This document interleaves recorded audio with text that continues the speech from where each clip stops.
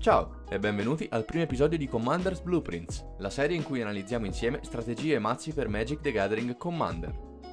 Ragazzi, che bella cosa essere finalmente su YouTube. Voglio parlarvi di Magic, di Commander e voglio cominciare questa serie con uno dei miei Commander preferiti in assoluto, lo adoro, Ruan dei Fomori. Se non lo conoscete, Ruan è un guerriero gigante 7/7 per 4 mana, 1 più Jeskai, e Ruan recita: all'inizio del combattimento nel tuo turno, scegli un avversario a caso. Ruan dei Fomori attacca quel giocatore in questo turno se può farlo. La strategia che Ruan ci presenta è quindi quella di un mazzo Voltron equipaggiamenti. Vogliamo equipaggiare Ruan con quanti più artefatti possibile per poi devastare i nostri avversari con un enorme danno da Commander. Chiaramente l'attacco casuale rende il tutto più divertente, adoro questa cosa qui.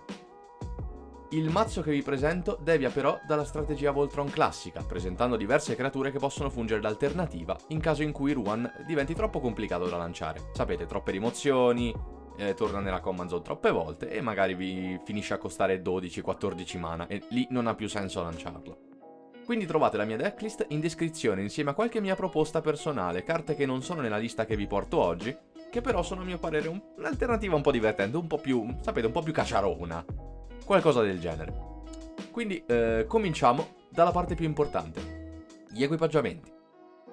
Ruan ha un grande bisogno di protezione, data la sua tendenza ad attaccare in modo casuale e la mancanza di abilità. Quindi troviamo innanzitutto il ciclo delle spade di Mirrodin e Modern Horizons. Ciascuna spada fornisce protezione da 2 colori, oltre a una pletora di effetti aggiuntivi. Passiamo dalla distruzione di artefatti e planeswalker con spada di tendini acciaio, allo stappare terre con spada di abbondanza e carestia, al danno e al life gain con spada di guerra e pace e così via. Ognuna presenta, diciamo, degli effetti secondari diversi. Chiaramente le spade sono il cuore pulsante di ogni mazzo Voltron, sono troppo forti per non essere giocate. Vi consiglio di giocarne in base al vostro budget almeno 3. E ovviamente sceglietele anche in base al vostro meta. Io personalmente ne gioco 4, che sono le 4 più economiche perché sono un poraccio, ma va bene così. Rimanendo in tema di spade, Spada dell'Animista e Spada della Vendetta ci garantiscono rispettivamente ramp e un grande numero di boost. Quindi troviamo con la prima terre base ogni volta che la creatura equipaggiata attacca, oppure abbiamo cautela, travolgere, più 3/0, rapidità, un sacco di boost che possiamo dare a Ruan con la seconda spada. In modo da utilizzarlo, sapete, anche come bloccante. Cautela fa sempre comodo. Teros oltre la morte ci dona poi Shadow Spear, artefatto a costo 1 che dona a Ruan +1/+1, travolgere e legame vitale, oltre ad avere una comoda abilità che ci consente di aggirare i permanenti con antimalocchio e indistruttibile.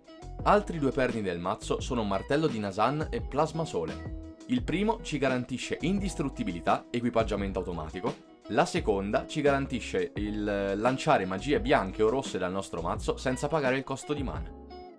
Parliamo un attimo di Plasma Sole, di Sunforger e di queste magie. Si tratta soprattutto di risposte a giocate problematiche dei nostri avversari, quindi troviamo nel parco di magie da lanciare counter con controflusso o rendere silente, rimozioni in Path to Exile, Sentiero dell'Esilio, da spade a spighe, quindi Swords to Plowshares, logorare, lacerare e ritornare polvere, oltre a un altro paio di cosine che poi vedete nella decklist.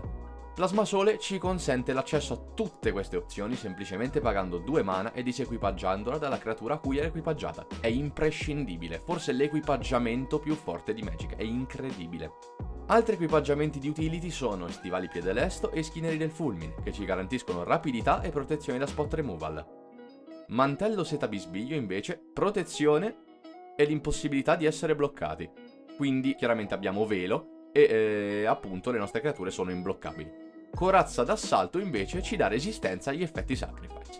Veramente, veramente forte. Corazza d'assalto ha pure questa abilità molto carina che ci permette di donare Ruan a uno dei nostri avversari per un turno e trasformare il tutto in una giostra di casino totale, ed è meravigliosa. Un altro equipaggiamento che vi voglio sottolineare qui, lenti da infiltrazione. Per soli 2 mana, 1 per giocarla, 1 per equipaggiarla, ogni qualvolta una nostra creatura viene bloccata, possiamo pescare 2 carte.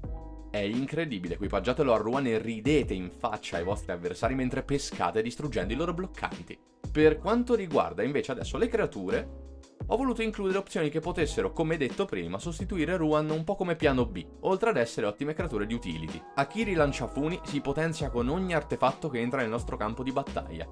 Una volta equipaggiata è una creatura letale dato il basso costo 2, cautela e attacco improvviso, veramente veramente forte. Tram, edificatore capo, è uno dei nostri draw engine, lanciare un equipaggiamento o un'aura ci permette subito di pescare una carta, anche lui droppa 2. Paladino di acciaio puro si comporta in modo simile, gli equipaggiamenti che entrano nel nostro campo di battaglia ci fanno pescare e in più, se controlliamo 3 o più artefatti, le abilità di equipaggiamento sono gratuite. Questo è veramente una gran creatura. Mistica Forgia Pietra è un potentissimo tutore, penso che la conosciate, ma è veramente una carta incredibile. Ci permette anche di diminuire il costo complessivo di equipaggiamento grazie alla sua abilità che ci fa mettere un equipaggiamento dalla mano in campo. Poi chiaramente è un tutore per qualsiasi equipaggiamento, ragazzi miei, cosa vi devo dire? È fantastica. Attenzione al prezzo chiaramente, perché si aggira... potrebbe essere scesa, devo ricontrollare il prezzo su Card Market, ma costa un po' di soldi. Se volete sostituirla vi consiglio Fabbricare. Fabricate 3 mana, una magia blu, vi fa cercare un artefatto, è una cosa simile e costa decisamente di meno. Però la mistica è veramente veramente una bestia di carta.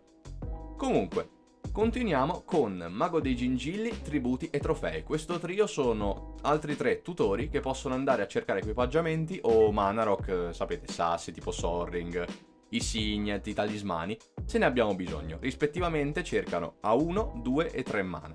Altre creature di nota sono poi Balan, Cavaliera Girovaga, un 3-3 con attacco improvviso che si auto-equipaggia per 2 mana e guadagna doppio attacco se è equipaggiata con 2 o più artefatti. Dalakos, creatore di meraviglie, altro regalo da Teros, questo lo adoro, può tapparsi per 2 mana che possiamo spendere in artefatti o nelle loro abilità di equipaggiamento. Inoltre, le creature equipaggiate che controlliamo hanno volare e rapidità. La mia ultima menzione va a Maestro di Spada Celestiale, un 3-6 volante con doppio attacco. Una volta entrata in campo si autoassegna un qualsiasi numero di aure e o equipaggiamenti. Incredibile minaccia alla late game. Come se non bastasse, per ogni equipaggiamento o aura assegnatole, le nostre creature prendono +1/+1. È un lord da equipaggiamenti, è incredibile. L'ho detto 18.000 volte per ogni creatura di questo mazzo, ma sì, sono tutte fantastiche. Passiamo ora all'ultima sezione del mazzo. Aure, incantesimi, planeswalker e terre. Ho voluto includere un piccolo pacchetto di aure ed incantesimi nel mazzo per protezione e value in generale. Per esempio, Forma Acquea, rende la creatura equipaggiata imbloccabile, oltre a farci profetizzare ogni volta che la creatura attacca. Sostegno di Sigarda ci aiuta con il costo di equipaggiamento. Essenza della Iena invece ci dà protezione dalle vratte, oltre ad un boost e attacco improvviso. Acciaio della Divinità rende Ruan imbloccabile, gli dona legame vitale e +2/+2 per soli 3 mana. Tassa, Dea del Mare, la considero un incantesimo dato che sarà difficilissimo far funzionare Devotion, il mazzo è principalmente a base bianca. Ci fa profetizzare ogni mantenimento, oltre a garantire il passaggio delle nostre creature in combattimento con la sua abilità, che rende appunto una creatura imbloccabile. Come Planeswalker ho scelto Elspeth, Cavaliere Errante, un boost di +3/+3 e volare su una plus ability è veramente un'ottima aggiunta al mazzo. Non sono nella lista, ma vi consiglio anche Discendenti Reali da Throne of Eldraine. Anche loro donano un boost a una creatura guadagnando fedeltà, è sempre su una +1. Ma in early game vi fanno pescare una carta e scartare una carta. Perfetto se avete bisogno di trovare una terra in più, magari, sapete, per arrivare a castare roba comoda. Per quanto riguarda le terre, non mi sento di forzare una scelta precisa. Scegliete in base alle vostre possibilità economiche, tenendo a mente che Ruan è un mazzo aggressivo e predilige dunque terre che entrano sempre stappate. Nella decklist ho incluso quelle che secondo me sono buone opzioni per una mana base. Non è perfetta, però è una buona via di mezzo. Terre particolari che mi sento di sottolineare sono Sol di Mora, Fortezza della Legione, Shinka, il Maniero Grondasangue, Fortezza degli Assassini, Bastione di Hanweir e Passaggio dei Farabutti. Tutte ci danno rapidità, doppio attacco, imbloccabile, tutte terre di utility molto molto carine. E con questo l'episodio giunge al termine, ragazzi. Pronti a distruggere i vostri avversari con Ruan? Fatemi sapere cosa ne pensate del video e vi ricordo che trovate la decklist in basso insieme alle mie proposte per il mazzo. Se il video vi è piaciuto lasciatemi un like e se volete iscrivetevi. Ci vediamo alla prossima puntata.